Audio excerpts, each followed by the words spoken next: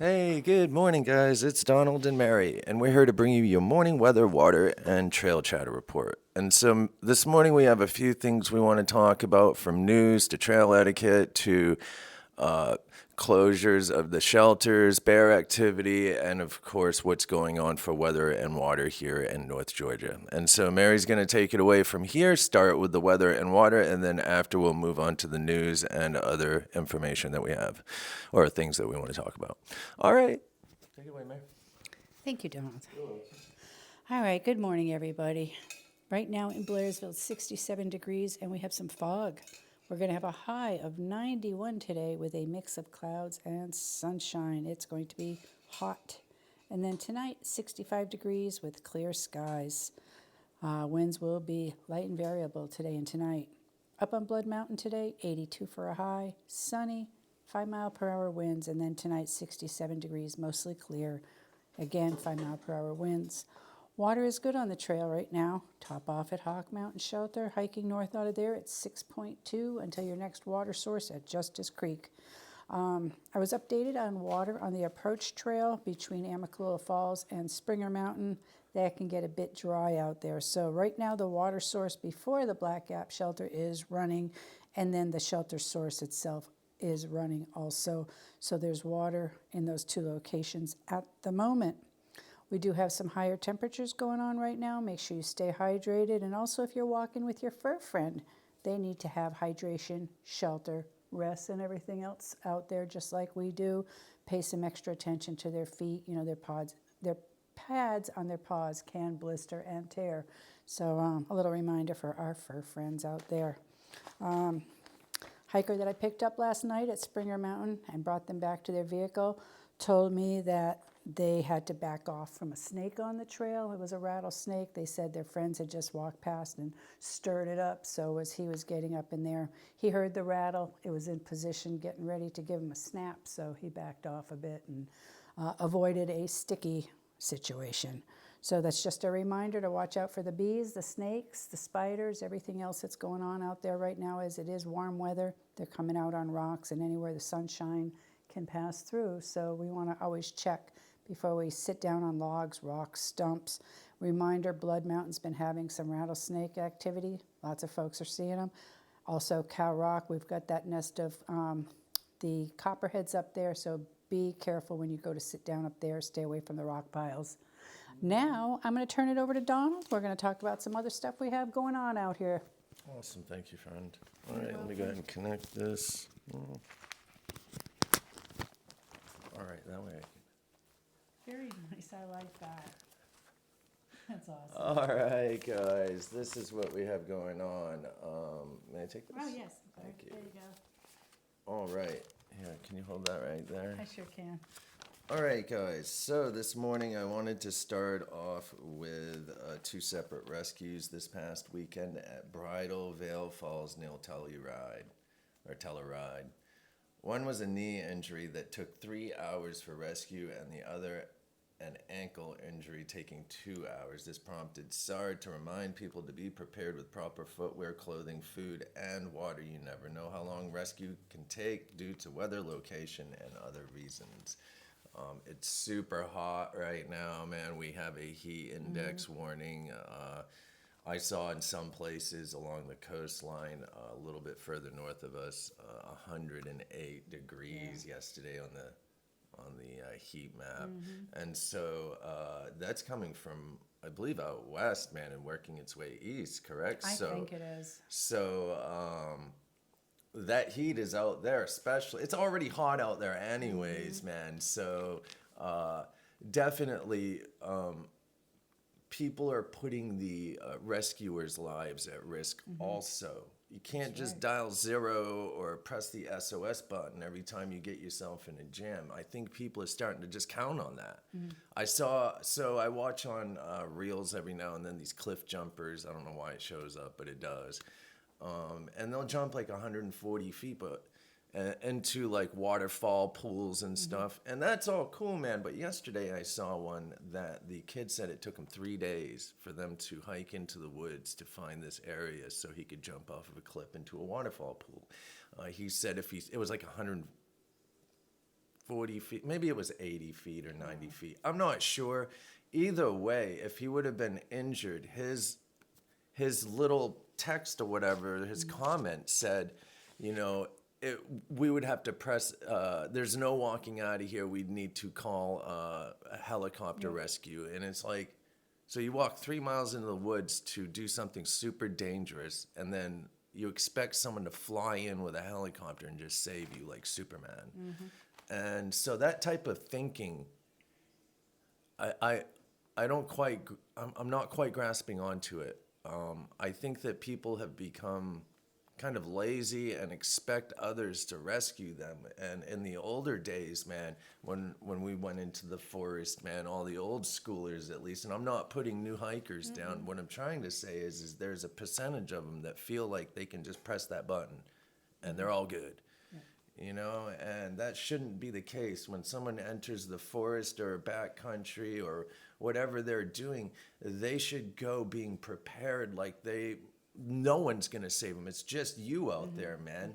And so it's happening not just in hiking, it's happening with everything from wearing life jackets to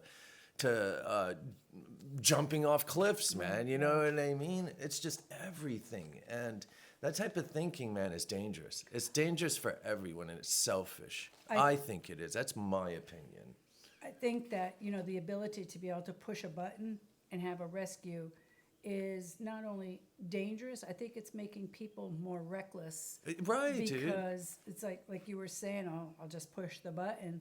Those resources are expensive. They are. Especially if you're pulling a helicopter into it. And I think people just need to be more aware of what they're doing. And in some cases, I know that when people are reckless out there, they're being held accountable for the search and rescues because of their carelessness with it. And I believe it goes back to people online, the influencers. There are new people coming out here, and there's these, I don't even know what to call it.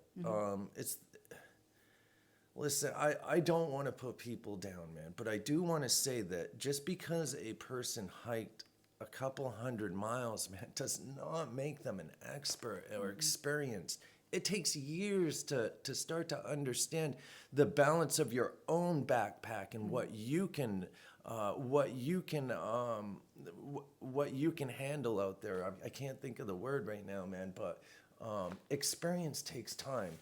No one in 2 or 3 months hiking this trail is going to learn experience, especially when they're doing the whole trail in 3 months and running up it. And when it rains, they go to a hostel or a hotel. They're not learning anything. I guarantee that most of these people can't even start a fire in the rain if they needed to. There's a lot of stuff like emergency things that you need to know out here. Half of them don't even know how to light their own stove yet, man, or pitch their tent. Years ago, I think people are coming out a little bit more prepared now, and they're not coming out without pitching their tent and taking a few hikes before coming out here. A lot of them are training now, but that still does not make them an expert. It makes them familiar with what gear they're holding right then and there. And so when these people go into rooms, man, they're like, I hiked last year. And it's like, and they're trying to tell people, you know, survival skills and stuff. And it's like, well, that's the blind leading to the blind to me. They should be listening to a teacher and coming out here and just learning. And you'll never learn from someone telling you how to do it. You need to have hands-on. You know what I mean, dude? That's right. It may be more complicated starting that stove, screwing it on. A lot of people don't understand it, you know what I mean? Or clicking that button on some of the stove screw-ons, man, to spark the stove going, or whatever it may be, man. It takes time to learn to how to cook and save your gas and not run it out in 2 days and make it last for 5 days instead, because you're not cooking cranked out on your stove, man. You throttle it back, you learn how to keep the wind from blowing it. You know what I mean, dude? You start to learn that stuff, and it takes time, and that's experience. Not some person that just runs up the trail and then all of a sudden they're an expert. Man, I think that's really hurting the community as a whole. I think that that type of influencers, the blind leading the blind, people. I noticed that when there's a person that does not like, so if you see a post, man, and social media is the absolute worst. It is the biggest violator of giving bad information. And the worst part about it is they'll be like, there'll be a post, a person asking a question, then 50 people chime in, and it's like 50 million different things. Or people want to argue with that one dude that has the right answer or that has the experience because it's not exactly the way that everyone else is saying it. Do you know what I mean, dude? But that person may know the simplest form of doing it or the simplest way of doing it, or, it's just, and then that person will get attacked. I've seen it a million times. I've been that person. That's why I don't even go in those rooms anymore, man, is because you can't say anything because everyone knows it all. And it's really disappointing to watch that. And I believe that that is part of the issue. So that all being said, man, I want to move on to this rescue. Could you hold that back a little bit, please? And so over 50 people, including kids, 8 dogs were rescued from Cuyahoga River in Kent, Ohio, Sunday afternoon. People were losing control of their kayaks and rafts due to the fast-moving current. Many of the boaters and rafters were not wearing life jackets, rescue stated. All are reminded to wear life jackets and stay clear of the water until conditions improve. In Indianapolis, 2 young girls were rescued Sunday after jumping into the White River to retrieve a flotation device and started to get carried away by the current. Water and rescue dive teams, the police department, and EMS worked together to rescue, evaluate, and return them to their parents. Water safety is important. The currents are moving fast right now, especially with the melt-off up north and running down into the rivers, man. We've had lots of heavy rain. Tons of rain. And so in San Diego, lifeguards rescued a swimmer Saturday in the Pacific Ocean near Torrey Pines State Beach. Their condition was unknown as of Saturday evening. So yesterday, we picked a hiker up at Springer last night, and they stated having to back off a rattlesnake getting ready to snap at him after his friend passed by it first, and they stirred it up. So be very careful, guys, out there on the trail right now. Be on the lookout for snakes because they are everywhere right now. They're crawling out into the hot spots. They'll be on rocks, basking in the sun. They'll be spread out across the trail in the sunny spots, man. They're out on Cow Rock, They can camouflage very, very well, so always double check before you reach for anything or sit anywhere. And so, did you do this right here, Matt? I did. Okay.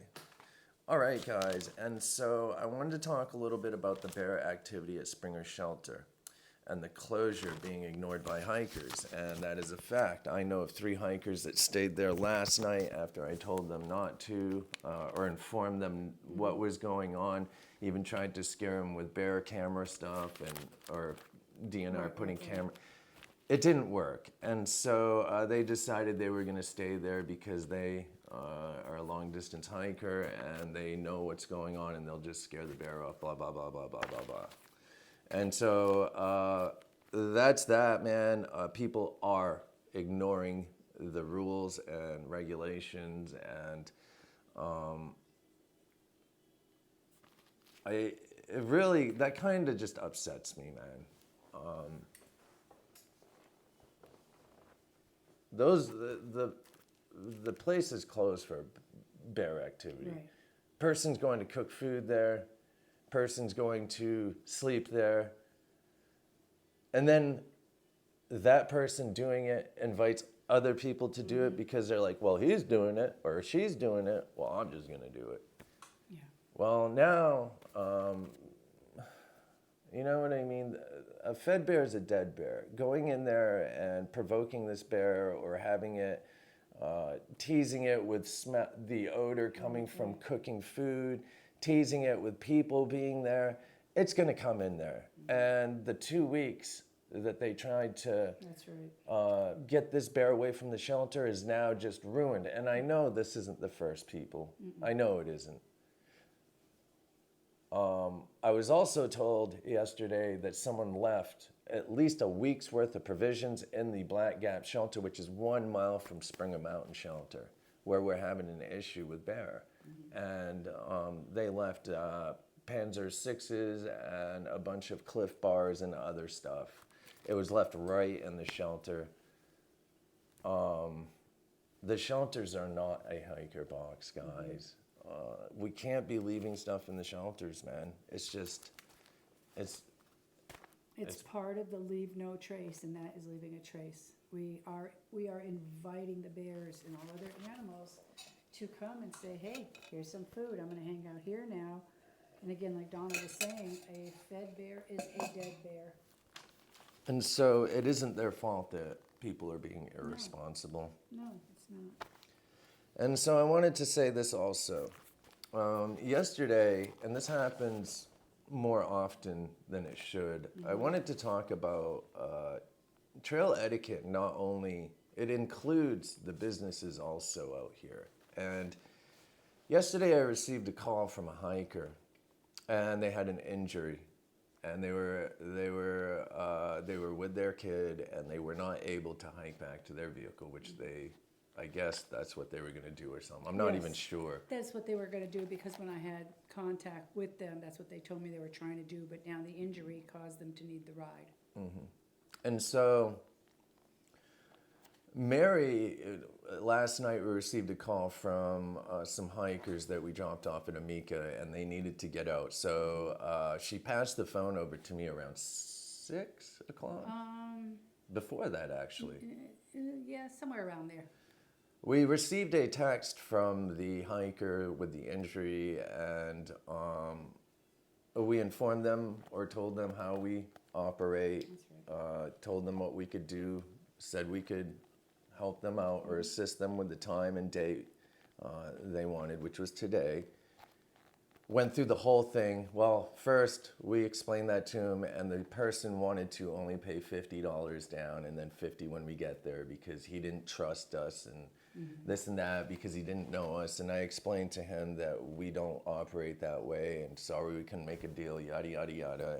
And he came back at me wanting the ride, and I explained to him very thoroughly, and if anyone's scheduled with us, I am very, very, very thorough, and I'm thorough for a reason, so people don't come back at us and say that we didn't do this. I am very thorough. I go right down through a list, and then I screenshot the scheduling and send it over to the hiker to look over and verify that the information is correct. And when I have a hiker that does that to me, I also explain to them that I have no clue who they are, and I send them all our information from our webpage to our Google business page to our YouTube page with 800 videos of us sitting here in front of this green screen or outside or at our old house, and all the videos that I create every single day.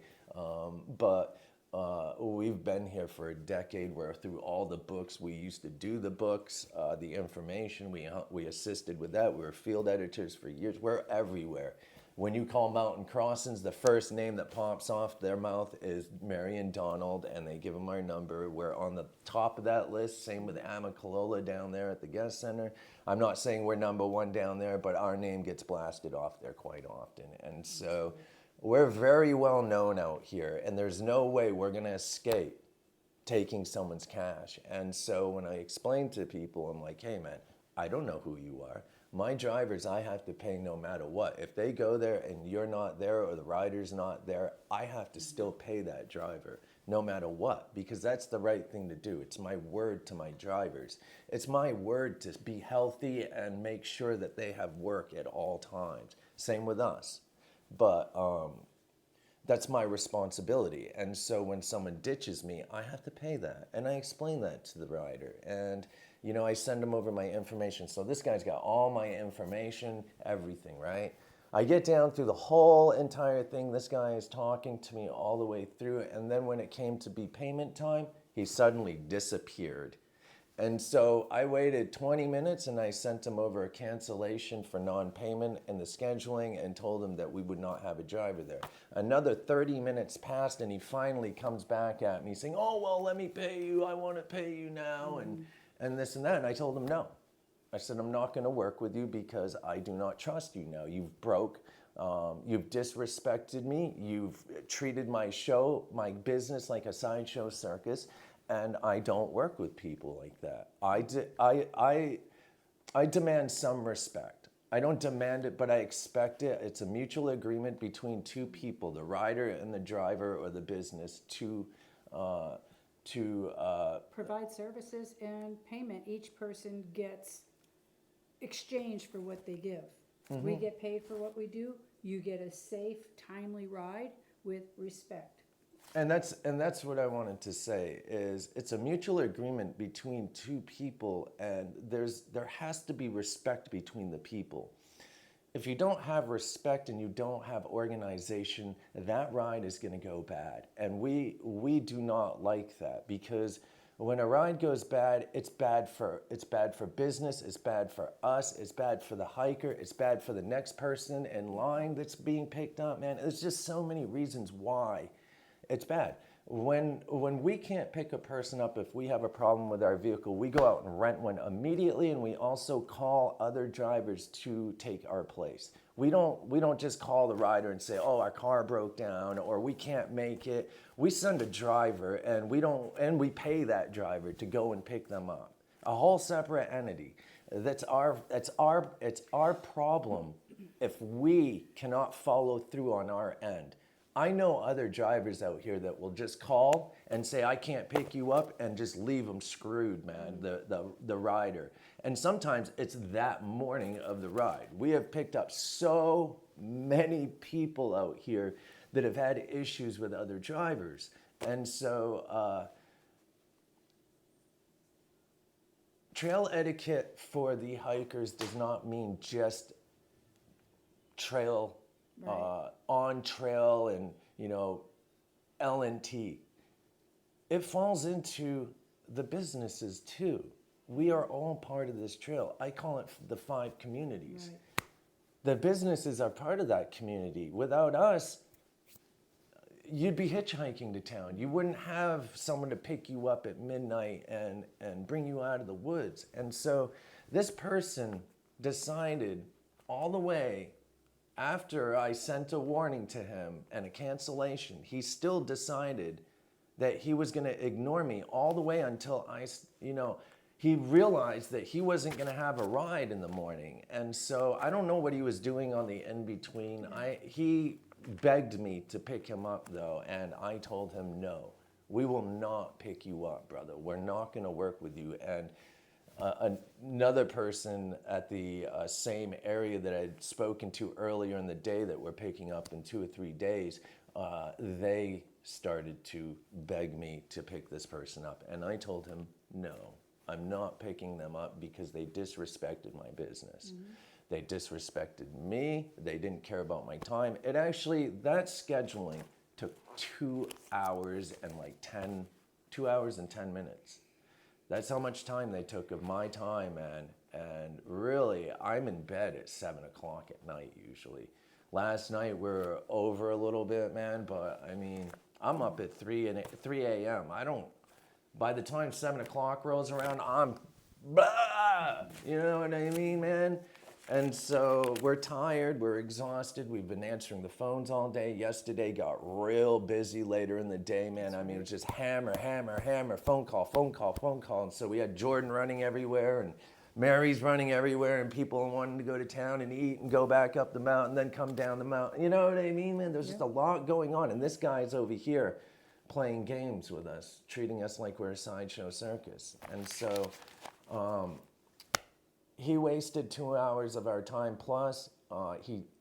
I feel like he may have even been looking for other shuttles because it started off with the $50 thing. So usually when that happens, I already know there's probably going to be an issue with this rider, and we usually don't help them. But the dude was injured, and I felt like I gave him a chance. I gave him a chance, man, and I know he didn't want to pay me, and he thought he was going to play me out, and I was just going to be like, oh, no big deal.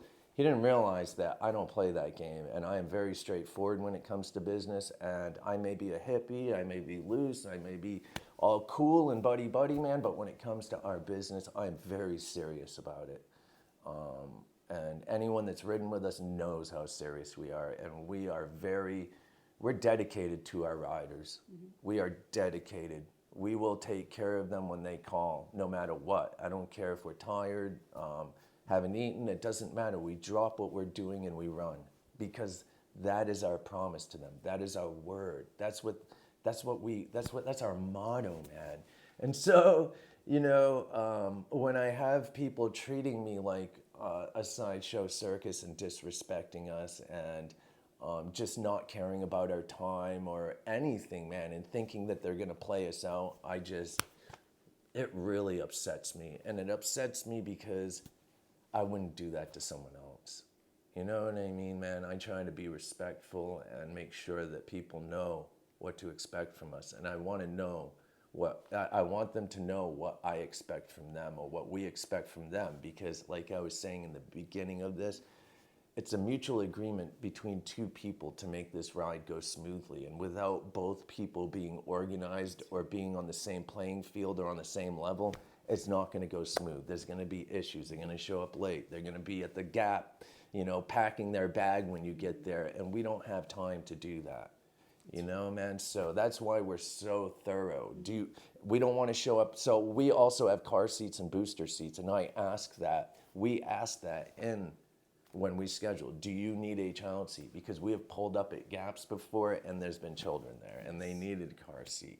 And so, and then we had to say, no, we can't give you a ride. And the people will be like, oh, well, let me just hold the kid. Absolutely not. Illegal. Yeah, it's illegal. Call another driver. I know a driver out here that will fill their pickup truck full of people, man, and not even care, man. So, you know what I mean, man? That person or other people, man, they'll do it, man, but we will not pick up kids unless they are strapped in. We will not pick up people and put them in our trunks. They have to be strapped in. Commercial insurance does not. You have to follow their rules.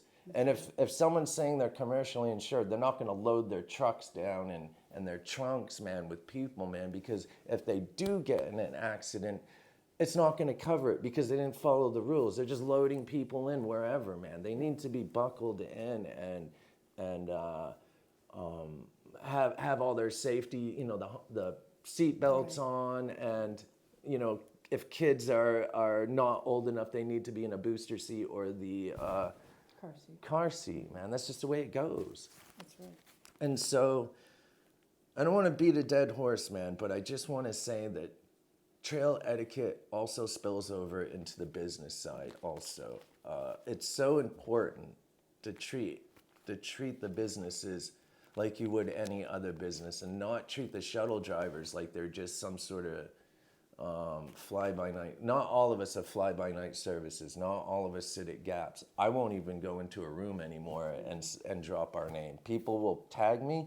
I'll go in there and say, look at my webpage, and if you like what you see, give me a jingle. We're all through the internet. You can't miss us. If you punch in Georgia Appalachian Trail Shuttles, our name pops up, and my ugly face with 1,000+ videos, probably between Facebook, Instagram, and YouTube, pops up. And that's why I do a lot of this. It isn't even about the views.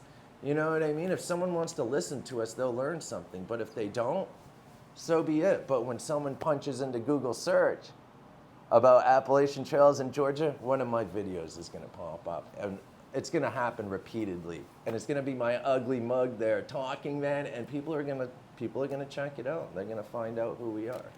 And so that's why I do a lot of this, man. Also, I want to help people, of course, man. But a lot of people don't want to listen to us, man. It is what it is. anyways, hopefully if we just keep talking, people will start listening. All right, and so I want to, did you do this? I did not. All right, and so that's enough of that. Please, everyone, treat the businesses with respect, no matter what, if they're fly-by-night or not. Treat them with respect. If you don't like what they have to offer, don't ride with them. Move to the next driver. All right, or the next business. It's not just drivers, it's hostels too and hotels, man. It's everything. Yeah, it's everything out here, man. People are almost, some of them are just like, think that we're their slaves, man. It's weird. Same with, you know, it happens everywhere. Mountain Crossings. Jordan works at Mountain Crossings. He's going back there in July.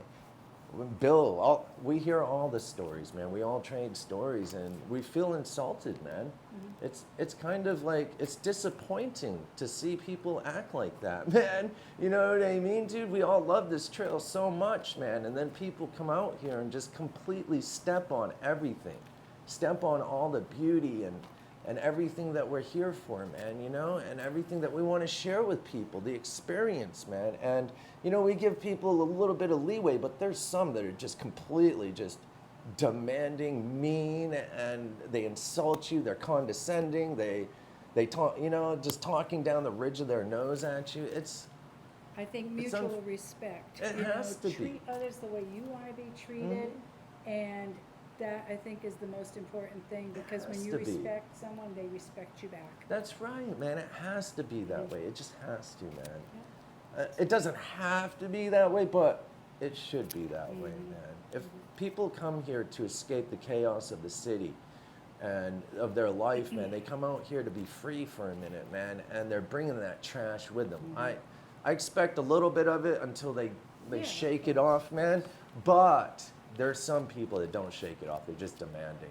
There was a guy several years back that was so demanding. He was demeaning, talked down his nose to Mary, treated her like a piece of garbage, man, and just, he was so mean, man, that I actually finally, I don't usually speak up too loud, man, but I told this dude off, man, pretty much.